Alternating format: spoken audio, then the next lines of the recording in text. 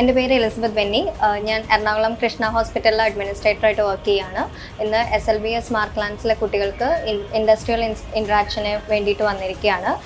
Hospital അഡ്മിനിസ്ട്രേഷനിലുള്ള എൻ്റെ experience ഇവരുമായിട്ട് share ചെയ്യാണ് ഇന്ന് വന്നിരിക്കുന്നത്.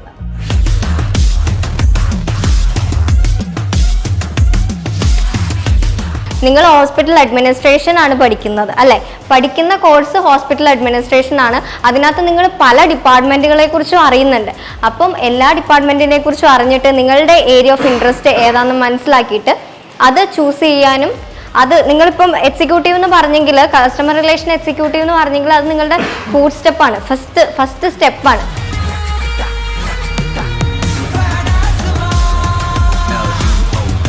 കഷ്ടപ്പെട്ടതിൻ്റെയും കുറേ വഴക്ക് കേട്ടതിൻ്റെയും എല്ലാം ഫലമായിട്ടാണ് ഈ ഒരു 2 years കൊണ്ട് നമ്മൾ ഈ അഡ്മിനിസ്ട്രേറ്റർ പോസ്റ്റിലേക്ക് എത്തിയിട്ടുള്ളത്. ഞാൻ